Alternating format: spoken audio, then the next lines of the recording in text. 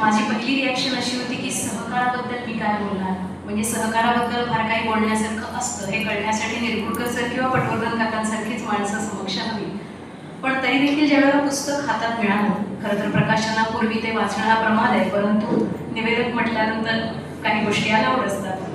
ज्यावेळेला हे पुस्तक हातात पडलं त्यावेळेला प्रकर्षाने जाणवलेली गोष्ट म्हणजे या पुस्तकात फक्त सकारात्मकच गोष्टी आहेत असं नाही. यश आहे, अपयश आहे, चुका आहेत, फसवणूक आहे, म्हणजे साधक बाधक पद्धतीनं प्रत्येक गोष्टीचा विचार या पुस्तकात मांडण्याचा प्रयत्न दीपक काकांनी केला आणि तो पूर्णपणे यशस्वी आहे. कारण माझ्यासारख्या सहकारातला रस नसणाऱ्या व्यक्तीला देखील ते पुस्तक वाचावं असं वाटलं. आणि फक्त सहकारच नाही, मी आवर्जून काही मुद्दे इथे नमूद करेन की या पतसंस्थेच्या अनुषंगाने अनेक उपयुक्त समाजोपयुक्त कार्यक्रम जे करण्यात आले त्यामध्ये प्रामुख्याने दुर्गम भागात टँकरने पाणी पुरवठा करणं असेल किंवा कोकण भूमीचं वैशिष्ट्य असं ज्याला म्हटलं जातं, जी लोककला आहे, नमन, खेळे यासारख्या कलांचं जतन करण्यासाठी मंडळांना अर्थसहाय्य देखील या संस्थेच्या वतीनं केलं गेलं. किंवा शासनाने जाहीर केलेल्या बालिका दिनाला 3 जानेवारी 2014 रोजी एक अनोखी संकल्पना या संस्थेनं राबवली. त्या दिवशी सिव्हिल हॉस्पिटलमध्ये जन्माला आलेल्या सर्व म्हणजे 21 बालिकांच्या नावाने या पतसंस्थेने प्रत्येकी 1000 रुपये ठेव म्हणून ठेवले आणि 18 वर्षानंतर प्रत्येकीला जमणारी रक्कम ही सुपूर्द केली जाणार आहे. आणि या सगळ्याचा परिपाक असं मी म्हणेन, कारण कुठलीच गोष्ट ही एका दिवसात साध्य होत नसते. करोनाच्या ऐन भरामध्ये 1 महिन्याचं जे कर्ज व्याज होतं ते कर्जदारांच्या ऐवजी संस्थेनं स्वतः भरलं. आणि आणखी अंडरलाईन करण्यासारखी गोष्ट, यासाठी संस्थेच्या नफ्यामधून 75 लाखांचा निधी उपलब्ध करून देणारी महाराष्ट्रातली ही एकमेव संस्था. ही खूप महत्त्वाची गोष्ट आहे. एक वाचक म्हणून पुस्तकाच्या सुरुवातीला ज्यावेळेला मी मनोगत वाचलं त्याच्या सुरुवातीला असं म्हटलंय की अनुभव कथन आहे, मुख्यतः सार्वजनिक जीवनात वैशिष्ट्यपूर्ण कामगिरी करू इच्छिणाऱ्या तरुणांसाठीही आहे आणि जिद्दीचा आधार घेऊन नेटानं प्रयत्न केला तर समाजात स्वतंत्र स्थान निर्माण करता येईल. हे वाक्य वाचलं त्यावेळेला समर्थ रामदासांची आठवण झाली, कारण त्यांच्या दासबोधामध्ये एक वैशिष्ट्यपूर्ण गोष्ट अशी की त्यांनी फलश्रुती आधी लिहिली आहे. खरं तर फलश्रुती नंतर असते, पण आमचं जी जनरेशन आहे आम्हाला असं कायम वाटत असतं आधी काय मिळतंय ते सांगा मग ठरवू ऐकायचं की नाही. त्यामुळे प्रथम श्रुती पश्चात फलम असं न करता काकांनी आधीच सांगून टाकले हे फळ तुम्हाला मिळणार आहे असं म्हटल्यानंतर पुस्तक वाचणार नाही असं होणंच शक्य नाही. आजचे आयोजक खरं तर काका आहेत असं मी म्हणेन, पण आयोजक म्हणण्यापेक्षा संयोजक म्हणणं जास्त योग्य आहे, कारण ह्यातला स जो आहे तो सातत्य आणि सम्यकतेचा आहे आणि म्हणून दीपक काका आपण संयोजक असणं हे जास्त योग्य ठरतं. खरं तर या संस्थेत मी देखील फार अत्यल्प काळासाठी का होईना जोडली गेले होते. अनेक अनुभव केवळ 3 महिन्याच्या काळात का होईना घेता आले आणि म्हणून या संस्थेचा मी देखील एक छोटासा भाग आहे असं अभिमानाने मला सांगायला जरूर आवडेल. तर अशा या अनोख्या पुस्तकाचं लोकार्पण थोडक्यात प्रकाशन आज निरगुडकर सरांच्या शुभ हस्ते आणि प्रमुख उपस्थितीत पार पडते. मी मान्यवरांना विनंती करते त्यांनी सहकार स्वरूपात या पुस्तकाचं प्रकाशन करावं.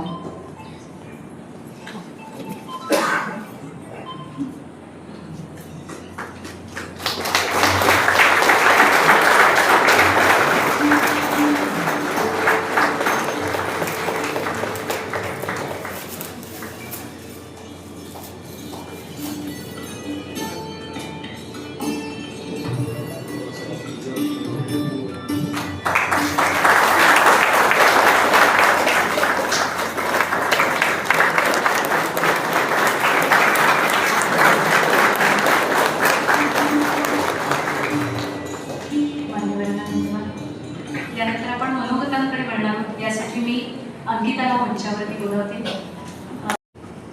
आदरणीय व्यासपीठ आणि उपस्थित मान्यवर, सर्वप्रथम माझा तुम्हाला नमस्कार. मी अंकिता वैभव पटवर्धन. आतापर्यंत आपला थेट संपर्क झाला नसला तरी आज बाबांच्या पुस्तक प्रकाशनानिमित्त मला 2 शब्द बोलण्याची संधी मिळत आहे. आणि ती संधी माझ्यासाठी आनंदाची आणि अभिमानाची आहे. सुरुवात करताना मला एक सुंदर ओळ आठवते. ती म्हणजे माणसाचा मोठेपणा हा पदात नसतो, तर तो इतरांच्या आयुष्यात प्रेरणा निर्माण करतो त्याच्यात असतो. आज आपण त्या व्यक्तीच्या पुस्तक प्रकाशनासाठी जमलो आहोत.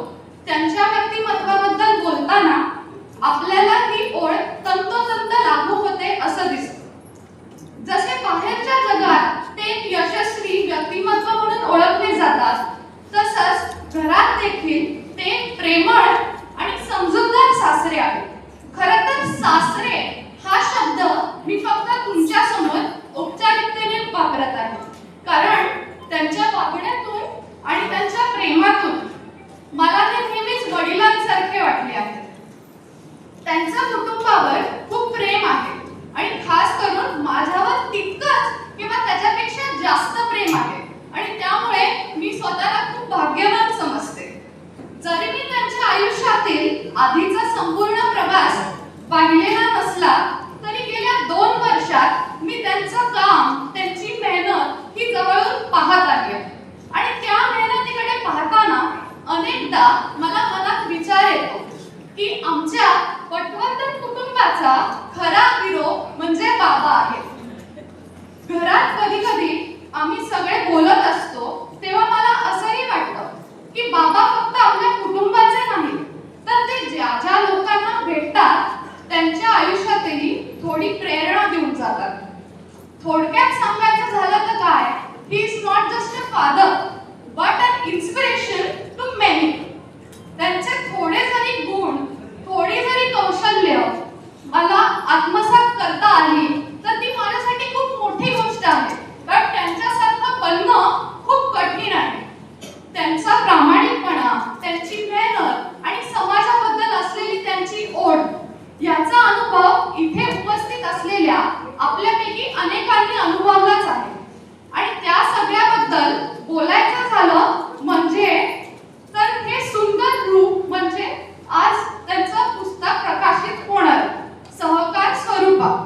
पुस्तक म्हणजे केवळ शब्दांची मांडणी नसते, ते आयुष्यभराच्या अनुभवांचं, विचारांचं आणि मूल्यांचं प्रतिबिंब असतं. आणि म्हणूनच हे पुस्तक फक्त एक साहित्य कृती नाही, तर बाबांच्या आयुष्याच्या प्रवासातून मिळालेल्या विचारांची आणि अनुभवाची अमूल्य शिदोरी आहे. मला खात्री आहे की सहकार स्वरूपा हे पुस्तक अनेकांना प्रेरणा देईल, विचार करायला प्रवृत्त करेल आणि त्याचबरोबर समाजात सकारात्मक विचारांची बीजवण पेरत राहील. आणि हे सगळं सांगताना हेही सगळ्यांना जाणवेल की हे सगळं यश त्यांच्या अथक मेहनतीचं फळ आहे. कारण खरं सांगायचं झालं तर माणूस घडायचा असेल, काहीतरी मोठं साध्य करायचं असेल तर मेहनत ही करावीच लागते. आणि बाबांनी आयुष्यभर ती प्रामाणिक मेहनत करून आज हा प्रेरणादायी प्रवास घडवला आहे.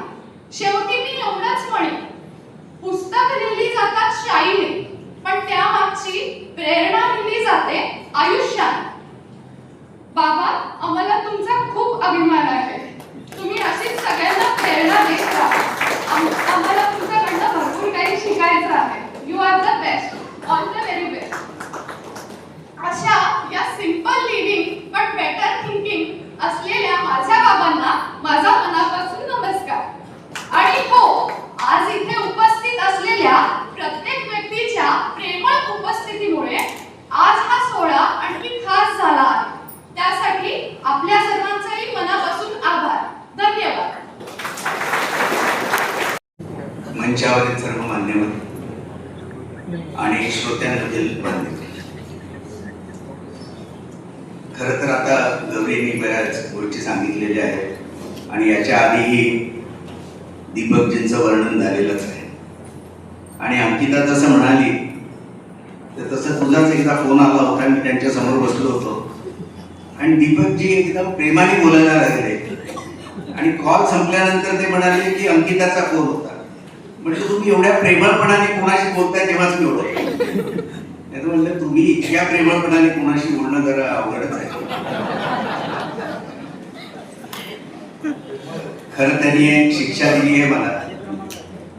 निरगुडकरांच्या आधी भाषण देणं हे अजिबात सुखाची गोष्ट नाही आहे, कारण लोक त्यांच्या भाषणाची वाट बघत असतात आणि आपण बोलायचं. पण दीपकजींच्या प्रेमापोटी हे स्वीकारले. एका रात्रीत मी हे पुस्तक वाचलं. अतिशय सुंदर पुस्तक आहे आणि 10,000 रुपयांपासून सुरू झालेला प्रवास आज 600-700 कोटीपर्यंत कसा जाऊ शकतो आणि तोही सहकाराच्या माध्यमातून, याचं एक अतिशय सुंदर वर्णन आहे. सगळ्यात मला कमाल एका गोष्टीची वाटते की आपल्या इथे सहकार रुजत नाही, कोकणामध्ये सहकार होऊ शकत नाही, हे खूप वेळेला बोललं गेलेलं आहे. घासून घासून ते गुळगुळीत झालेलं वाक्य. पण या गुळगुळीत नाण्याला परत एकदा नवीन करायचं काम दीपकजींनी केलेलं आहे की इथे एक पतसंस्था एवढी मोठी होऊ शकते हे त्यांनी दाखवून दिलं. आणि मला सगळ्यात त्यांची कमाल ही वाटते की पैसा ही अशी गोष्ट आहे की जी कोणी देत नाही. गप्पा पुष्कळ लोक मागू शकतात, पण स्वतः कमवलेला पैसा कुठल्या तरी ठिकाणी गुंतवणं आणि याचं यथार्थ वर्णन त्यांच्या त्या सहकार स्वरूपामध्ये आहे की ठेवीदाराच्याकडनं पैसे घ्यायचे, त्याच वेळेला कर्ज देताना अतिशय काटेकोरपणे द्यायचे.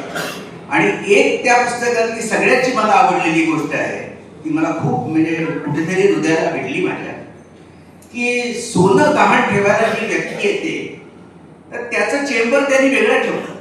याचं कारण असं की कोणालाही सोनं गहाण ठेवताना आनंद होत नाही आणि ते अतिशय वेदनादायी असतं सोनं गहाण ठेवणं, विशेषतः महिलांकरता.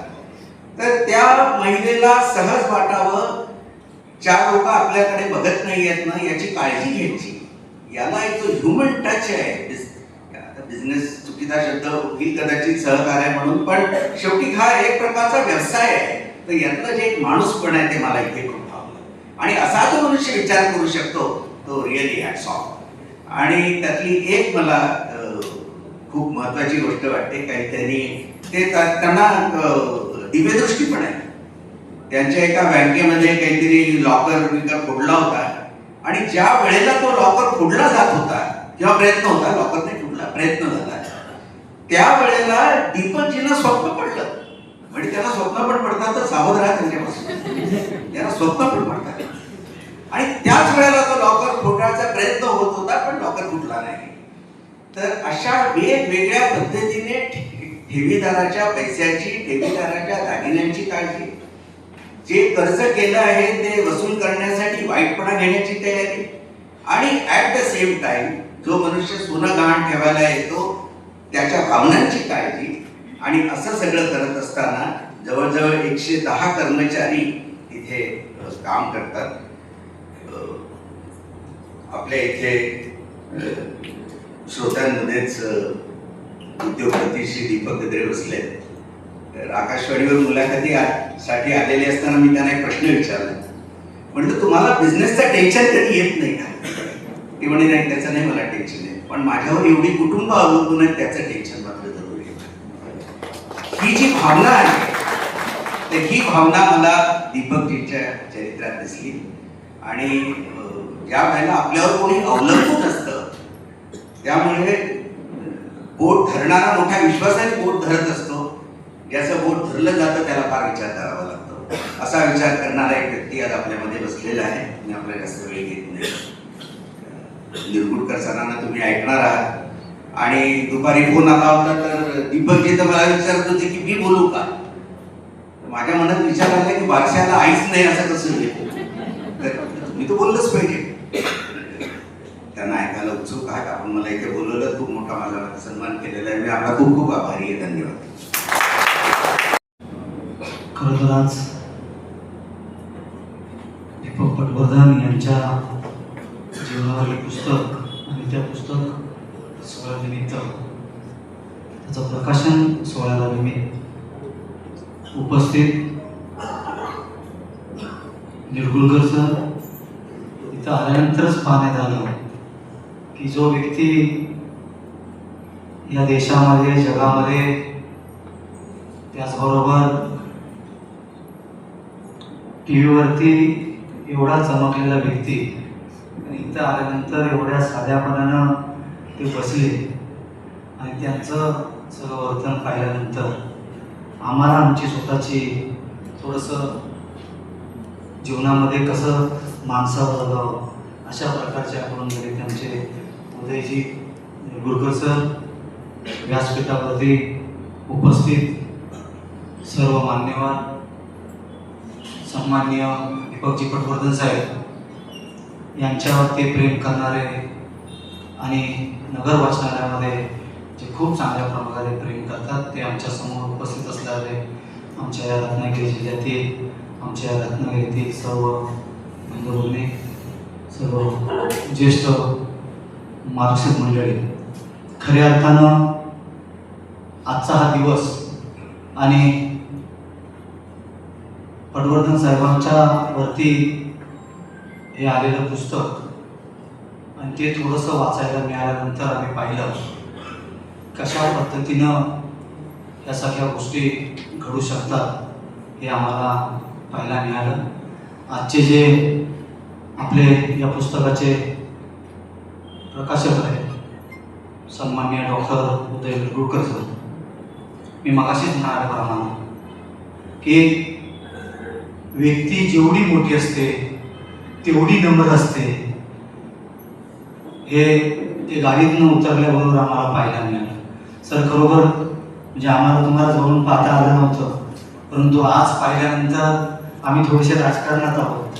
आम्हाला थोडीशी नाही म्हटलं तरी रेकॉर्डर उडवायची सवय असते, परंतु तुमच्याकडे बघितल्यानंतर जो व्यक्ती तासन तास टी व्हीवरती दिसला, जो व्यक्ती तासन तास ज्या व्यक्तीचं संभाषण, ज्या व्यक्तीचं स्पीच आम्हाला टी व्हीवरती ऐकायला मिळालं, ती व्यक्ती आज आम्हाला प्रत्यक्षात या पुस्तकाच्या प्रकाशन सोहळ्याच्या निमित्तानं बघायला मिळाली. हे आम्ही आमचं भाग्य समजतो आणि ते पटवर्धन साहेबांच्यामुळं आम्हाला ते लाभलं. खऱ्या अर्थानं म्हणजे एवढ्या आणि पदव्या घेतल्या आहेत. पुणे विद्यापीठामध्ये मार्केटिंग मॅनेजमेंट या विषयावरती डायरेक्टर पदवी प्रदान केली.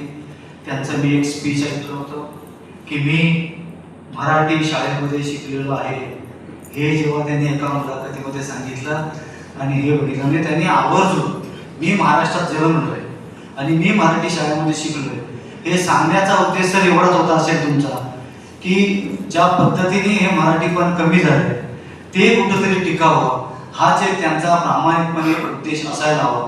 कारण ज्या पद्धतीने इंग्लिशचं आणि इंग्रजीचं माध्यम ज्या प्रकारे आपल्या या देशामध्ये, आपल्या ज्या प्रकारे या महाराष्ट्रामध्ये वाढीस लागलेलं आहे ते कुठेतरी कमी पडावं किंवा त्याला कुठं मराठीला चालना मिळावी, हा एकमेव उद्देश ठेवून त्यांनी स्वतःहून सांगितलं की मराठी माध्यमाच्या शाळेमध्ये शिकलेलं आहे हे त्यांनी आवर्जून आणि जोरात शब्दांवरती जोर देऊन त्यावेळेस ते व्यक्त झाले. 2 दशकाहून अधिक काळ IT आणि शैक्षणिक क्षेत्रामध्ये त्यांनी काम केलं. पत्रकारितेमध्ये तर ते काम करताना आपण सगळ्यांनी टी व्हीवरती पाहिलेलं आहे. एक वेगळ्या पद्धतीनं त्या व्यक्तीनं काम केलंय.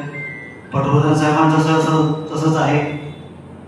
मी पाहिलेले पटवर्धन हे सुद्धा तसेच आहे. म्हणजे आमचे आणि त्यांचे काय पहिल्यापासूनचे संबंध आहेत. मी 2000 आम्ही पतसंस्थेचं ओपनिंग केल्यानंतर पटवर्धन साहेबांना आम्ही कार्यक्रमाला बोलवलं. मला वाटलं येतात की नाही मला माहिती नाही, पण ते आमच्या ग्रामीण भागामध्ये आले. त्यावेळेस रस्ता सुद्धा आमचा खडीचा पण नव्हता, दुर्ल्याचा होता, चोंड्यातून केलेला. आणि तिथं मग आम्ही पतसंस्थेचा वर्धापन दिन ठेवला होता. त्या कार्यक्रमाला पटवर्धन साहेब आले होते. आरोग्य शिबिर ठेवलं होतं ग्रामीण भागामध्ये तिथं आलो.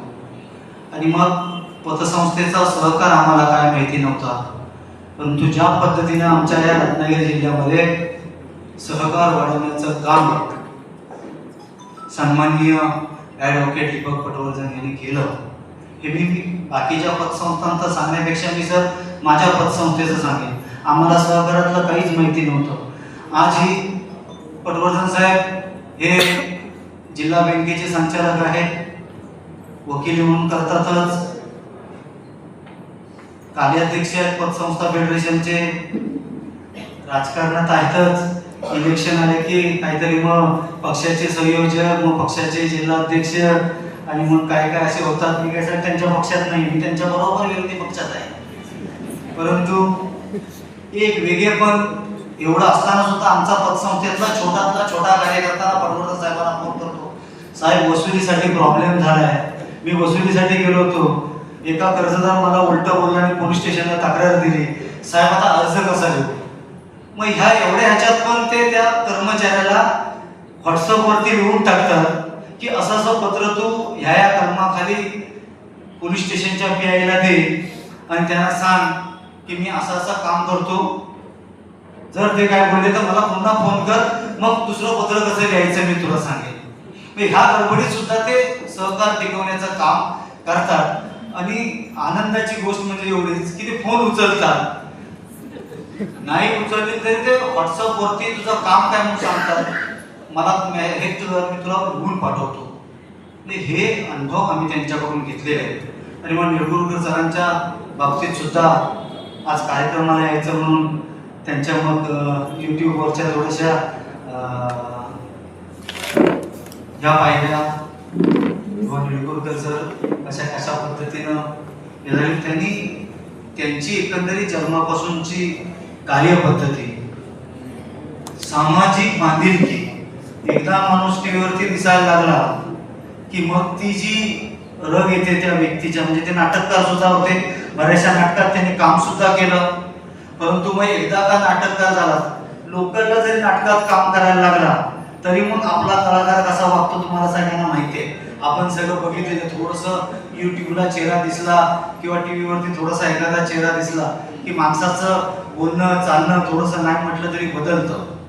परंतु निरगुरकर सरांनी जो त्यांचा सुस्वभाव आहे तो स्वभाव पूर्णपणे टिकवण्याचं काम आजपर्यंत केलं. हे खऱ्या अर्थानं त्यांच्यासाठी खऱ्या अर्थाने मी सॅल्यूट करेन. त्यांनी, मी मगाशी इथे बसलेलो असताना त्यांना म्हणालो की त्यांनी जो आपल्या सैनिकांना जे उजेडात आणलं टीव्हीच्या माध्यमातून किंवा चॅनलच्या माध्यमातून, हा त्यांचा प्रोग्राम या देशामध्ये खऱ्या अर्थानं आपल्या महाराष्ट्रामध्ये जे जवान, ज्या जवानांची किंमत आपल्याला कळत नव्हती, जे जवान नक्की आपले कसे लढतात, कसे राहतात, कसे जगतात, किती टेम्परेचरमध्ये काम करतात, कशा पद्धतीनं ते जेवतात, हे सगळं जेव्हा उदय निरगुरकर सरांनी दाखवलं. आणि मग धागा शौर्य का, राखी अभिमान की, हा कार्यक्रम सुरुवात सरांनी केली. आणि मग आता जिल्ह्यामधून राख्या दरवर्षी सीमेवरती जातात, परंतु सुरुवात सरांनी केली. सरांसाठी आपण एवढी सामाजिक बांधिलकी, एवढं सामाजिक काम, मी एवढ्या पदव्या घेतल्यानंतर सुद्धा माझ्या देशातला जवान टिकला पाहिजे, माझ्या देशातला शेतकरी टिकला पाहिजे, माझ्या देशातला सर्वसामान्य व्यक्ती टिकला पाहिजे, माझ्या देशातली संस्कृती टिकली पाहिजे, माझ्या देशातली जे हे सगळं मीपणाची भावना काही मंडळीमध्ये आलेली आहे, जे अधिकारी ज्या पद्धतीने वागतात, ह्यांना कुठल्या तरी कार्यक्रमातून हा कार्यक्रम दाखवून त्यांना कधीतरी जमिनीवरती आणण्याचं काम जर खऱ्या अर्थानं कुणी केलं असेल तर निरगुरकर सरांनी केलं. आणि म्हणून मी त्यांच्या युट्यूबवरती त्यांची जी भाषणं पाहिली, त्यांच्या मुलाखती पाहिल्या, या सगळ्या पाहिल्यानंतर आज मला आल्यानंतर खऱ्या अर्थानं असं वाटलं की सर आल्यानंतर सरांबरोबर 2-3 माणसं असतील, ते सरांना दरवाज्यातून आणतील, गाडीतून उतरताना कोणतरी दरवाजा उघडेल, परंतु असलं कुठलंही काय इथं पाहायला मिळालं नाही. कारण मी जिल्हा परिषद उपाध्यक्ष झाल्यानंतर आम्ही पण आमचा स्टेटस कसा जपत होतो पटवर्धन साहेबांनी बघितलं. असे थोडंसं असं वाटतं, थोडंसं माणसाने समोर आमच्या जिल्हा परिषदेचे पहिले आमचे अध्यक्ष उचले नेहमी सर उचलेले आहेत. आणि मग ह्या ज्या सगळ्या गोष्टी असतात आणि मग हे आमचं वागणूक बघितल्यानंतर आणि मग पटवर्धन साहेबांचं पुस्तक थोडंसं वाचल्यानंतर मी साहेबांना एकदा फोन केला. मी अक्षरशः रडत साहेबांजवळ फोनवर साहेब निरगुरकर बोलत होतो की आम्ही ग्रामीण भागात जन्मलेले कार्यकर्ते होते. ग्रामीण भागामध्ये सहकाराची सुरुवात केली. आम्हाला काय एवढ्या गोष्टीचं हे नव्हतं, परंतु जे आम्हाला अनुभवायला मिळालं ते सगळं पटवर्धन साहेबांनी अनुभवलं. हे पुस्तक वाचल्यानंतर आम्हाला कळलं. नाहीतर आम्हाला वाटायचं काय साहेबांचं कसं वकिली आहे, आम्ही आमच्या केसेस घेऊन त्यांच्या बंगल्यावरती जायचो. ताई आमच्या समोर बसल्या, त्या आम्हाला पाणी आणून द्यायच्या, लाडू आणून द्यायच्या, साहेब यायचे, त्या सगळे केसेस पाहायचे, सगळे कर्ज फॉर्म पाहायचे, सगळे पतसंस्थेचे कर्मचारी त्यांच्याकडं घरात जायचे. कधी ऑफिसला नेऊन पेपर ठेवा, मी नंतर बघून घेईल, माझा कोणतरी माणूस बघून घेईल, माझी पतसंस्था आहे त्या पतसंस्थेमध्ये द्या, म्हणजे कोणतरी माझा कर्मचारी घेऊन येईल, असं कधीही सांगितलं नाही. सकाळी 8 वाजता माझ्या घरी या किंवा 7 वाजता नाही, आम्ही 9ला अभ्यास करणार आणि कोर्टात जाणार आहे, माझ्या केसेस आहेत. 7 वाजल्यापासून कर्मचारी आमचे पतसंस्थेचे बिचारे, ज्यांना घर माहिती नसायचं, रत्नागिरी माहिती नसायचे, असे कर्मचारी यायचे आणि त्यांना हात धरून फॉर्म कसे घ्यायचे, फॉर्मातल्या नियमा काय आहेत, काय आहेत, या सगळ्या गोष्टी समजावून सांगायचे. हा जो त्यांचा सामाजिक बांधिलकीपणा आहे. आणि मग उदय सरांचं हे यूट्यूबचं सगळं पाहिलेलं, सरांच्या बाबतीतलं, आमच्या पटवर्धन साहेबांच्या बाबतीतलं त्यांचं सगळं त्या पुस्तकातलं आयुष्य पाहिल्यानंतर, माणूस मोठा असल्यानंतर, माणूस मोठा झाल्यानंतर किती सौजन्यानं वागतो, त्यांना किती दुःख असतं, त्यांना किती कष्ट असतं, ते कसं लिहितात किंवा ते लिहितात म्हणजे त्यांना कसं सुचतं, तर त्यांचा जो हा स्वभाव असतो सगळ्यांना समजून घेण्याचा, सगळ्यांवरती प्रेम करण्याचा, आणि माझा समाज टिकला पाहिजे, माझ्या देशातली, मी ज्या राज्यामध्ये जन्मलोय त्या राज्याची बांधिलकी टिकली पाहिजे, या बांधिलकीतून एका पद्धतीनं माणूस जगायला लागला की मग आपोआप यायला सुचतं किंवा आपोआप या सगळ्या गोष्टी घातून घडतात, हे याच्यातून पाहायला मिळतं. आणि म्हणून उदय विरगुळकर सर कितीतरी पदव्या त्यांच्याकडे, IT क्षेत्रामध्ये काम केलं, आज जागतिक लेवलला काम करतायत.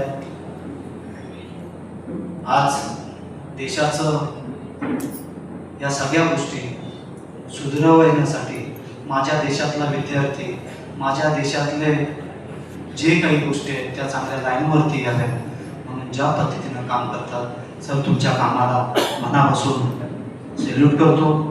आणि आज आपण आमच्या रत्नागिरी जिल्ह्यामध्ये आमच्या या पटवर्धन साहेबांच्या या पुस्तक सोहळ्यानिमित्त आपण उपस्थित राहिला आणि एकदम साधेपणानं जीवन जगणारा व्यक्ती आज आम्हाला इथे पाहायला मिळाला. एवढा मोठा व्यक्ती असून सुद्धा एवढ्या साधापणानं जगणारा व्यक्ती आम्हाला इथं पाहायला मिळाला. 24 तासमध्ये काम केलं, न्यूज 18 मध्ये काम केलं, कितीतरी मुलाखती त्यांनी दिल्या, पुस्तकं लिहिली, कादंबरी लिहिली, तरी माणूस जमिनीवरतीच आहे. या तुमच्या जीवनाला खऱ्यापासून साहेब नमस्कार करतो. पटवर्धन साहेब, आपण सुद्धा ज्या पद्धतीने आम्हा सगळ्या मंडळींना, मी पतसंस्था फेडरेशनचा पत्रकावरती जी निमंत्रण पत्रिका वाटली त्याच्यावरती माझं नाव आहे संतोष अबोजी थेराडे, उपाध्यक्ष पतसंस्था फेडरेशन, मी नामधारी आहे. सगळ्या गोष्टी पटवर्धन साहेबच करतात आणि असं राहायचे आहे सांग. आम्ही सहकारात त्यांचा बोट धरून शिकलो. साहेब, आज पतसंस्थेच्या ठेवी माझ्या 115 कोटी झाल्या.